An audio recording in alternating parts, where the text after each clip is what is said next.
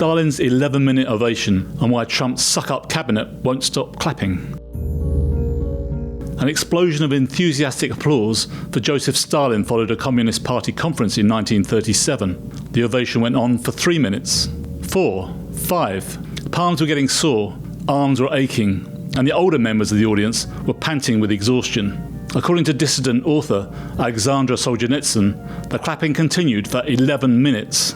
It was becoming insufferably silly, even to those who really adored Stalin. However, who would dare be the first to stop? He wrote in the Gulag Archipelago, with make-believe enthusiasm on their faces, looking at each other with faint hope.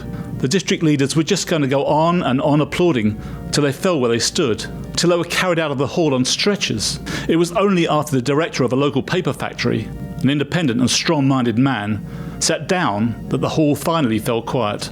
They had been saved, wrote Solzhenitsyn. The squirrel had been smart enough to jump off the revolving wheel. During Tuesday's marathon 3-hour and 16-minute cabinet meeting at the White House, Special Envoy Steve Witkoff offered a masterclass in sycophancy, one real estate developer sucking up to another. "Mr. President, working for this government for you is the greatest honour of my life," he told his golfing buddy. "I tell it to everybody, and I really do feel that way. And I thank you because it's a privilege to go out there and represent you in your humanitarian effort and your goals of solving conflicts all over the world." Israel had just killed 20 people, including journalists, at a Gaza hospital, and Trump was deploying US troops to crack down on Americans in their own capital. But the irony of casting the president as a peacemaker was entirely lost on Witkoff. Everyone in the room was undoubtedly aware that Vladimir Putin was outmaneuvering both men, but they were still open to celebrating Trump's successes in foreign wars few could even name. "I think there were actually more than 7 conflicts that you put to bed in the last 8 months, Witkoff grovelled on. "And I hear these. I travel all over the world. In Hostage Square, they talk about you reverentially. It's really quite amazing. I sometimes wish that I had a camcorder with me, and I could put you right there as I listen to it." Then there was the kicker. You could sense his colleagues kicking themselves for not thinking of it. "Your team is nothing short of incredible," Witkoff continued. "And there's only one thing I wish for, that the Nobel Committee finally gets its act together and realises that you are the single finest candidate was ever talked about to receive that award. Beyond your success is game-changing out in the world today, and I hope everybody one day wakes up and realises that." His nodding colleagues burst into applause. Some even said amen. I kid you not. Perhaps they were wondering just how long they should clap. Trump made it easy for them. He just kept talking. The president informed his cabinet and the world that he was retiring the term Great Big Beautiful Bill because it was better explained as a massive tax cut for the middle class.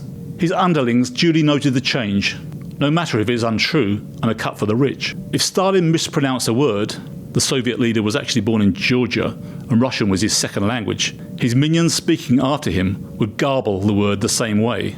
Everyone who spoke on Tuesday had taken the Kool-Aid and recited Trump's talking points rather than offering any real insight into how their respective departments were performing. Windmills are bad, and so are dirty doors in restaurants, mucky traffic medians, and transgender people in sports. Taylor Swift getting married is a good thing, or at least it was on Tuesday. For RFK Jr. to have veered so far from the values of his family is hard to watch. He praised Trump, the climate change denier, for saving the whales. And this from the man accused by his daughter of sawing the head off a whale and driving it home. One couldn't help but wonder what his father and uncle would have made of such toady behaviour. Presumably, Trump finds it funny to sit the biggest misfit in his administration right next to him. Still, Pete Hegseth took full advantage, telling him, "Thank you for your leadership, for your boldness, for your clarity, for common sense." Hegseth got the memo. Trump was not a dictator, he was the president of common sense. On Trump's other side, Marco Rubio trotted out his usual spiel about stopping illegal immigration. He may be the one man in the cabinet who actually knows what he's doing, but he sold his soul when he kissed dear leader's ring. Commerce Secretary Howard Lutnick certainly has his own take on American history. He thinks he is working in the greatest cabinet working for the greatest president.